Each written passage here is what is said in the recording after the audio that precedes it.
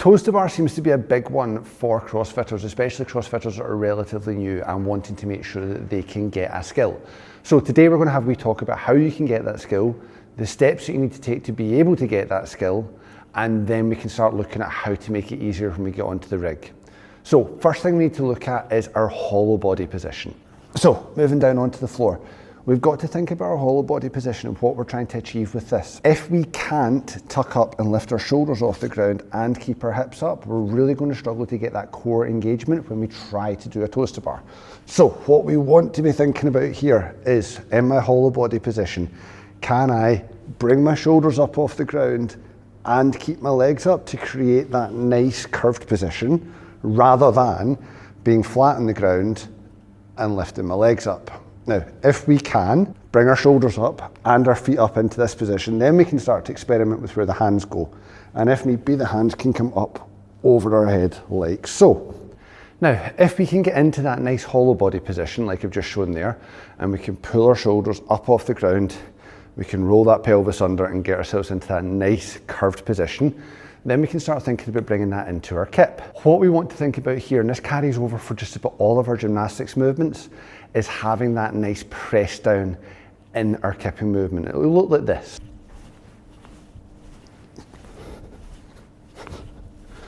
Hopefully what you can see there is that as I come behind the rig, I've got that nice press down onto the bar, which is allowing my body to elevate behind it. If I can get that, then technically speaking, that brings my feet closer to being able to hit the bar. If my arms stay straight and all I'm doing is swinging my legs, I'm not going to be able to get my feet up as high. The next thing we then need to be able to control is our Superman position. Now again, we can do this on the floor and we can gain that strength through our back. I normally find that this comes down to shoulder strength.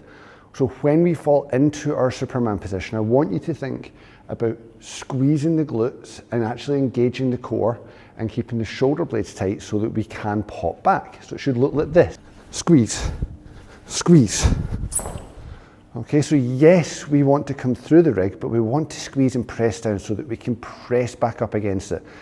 If we lose tension at that point, it's much harder to then try and re-engage that and get that press down behind the rig. Once we've got control of that kip, what we can then start thinking about doing is doing kipping knee raises. Now, what I don't want to see from people, because all you're really doing is raising your knees rather than working on a kipping knee raise, is this. So we don't want to see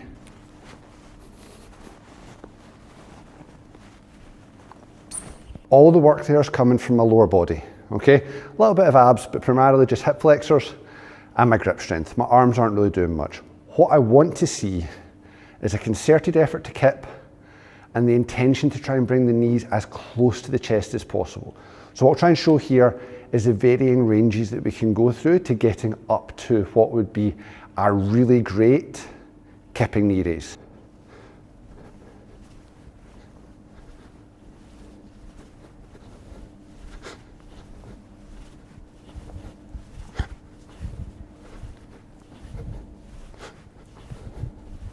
Hopefully towards the end, what you can see is that my knees are coming really close to my chest and I'm actually getting really close to getting to the rig. Now ideally, from there, all we have to do is a wee toe flick and that'll get us our toes to bar. We can then work on doing more of a straight leg toes to bar, but for getting that entry level, if you can do that nice knee raise where your feet are really close to the bar, the transition to just getting a wee flick to hit the bar is actually really easy. I'll show you how that looks.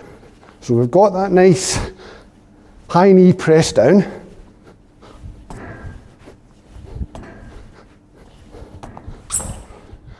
And all I have to do is add in that gentle little flick and I can get to the bar. The position's not drastically changing.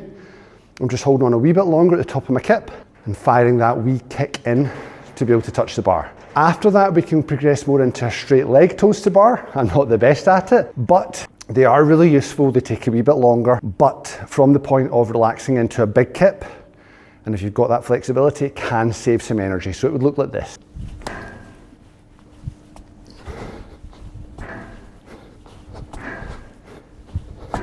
So when we're thinking about toes to bar and how to get better at them, we've got to think about this as a progression. Can I get that hollow body position to really engage my core? If I can, Great, that's step number one. Next stage is, can we think about getting that press down onto the rig? Now the reason I put the press down second is because if you can do a single toes to bar with a good press down, so it's just a jump up onto the rig, Superman, press down, toes to bar, it's actually a really useful tool for a workout, and especially when we're thinking about the open or other competitive elements like that. Following on from that press down, we then want that kip control. Can I get the press down, but when I come back through, can I control my Superman position to snap back into it again and get that nice shoulder strength? We're then looking at kipping knee raises. Can I get my knees up nice and close to my chest? And how consistently can I do that? And to share everything honestly and openly, that's how I learned to do toes to bar. I didn't worry about doing toes to bar. I listened to my coaches. When I first started 10 years ago at CrossFit East Kilbride, and it was, can I kip and get my knees up nice and high to my chest so that I'm using all the right components to make it easier when I then get to doing toes to bar. Once we've got that nice high knee raise, we then finish that up with just doing the toes to bar with flick, and we're just clipping our toes off the bar. And then finally, if we want to, we can look at that straight leg toes to bar. If you're at any point in this journey and you're struggling, the best thing I can suggest is to break it down into a 5 to 8 minute EMOM, okay?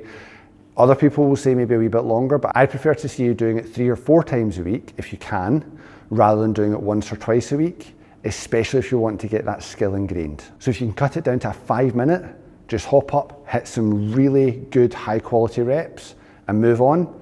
To me, that'll pay off dividends much quicker than only maybe doing it once or twice a week. If you've enjoyed this, you'll see below my links that you've got my 31 fat loss tips in 31 days email.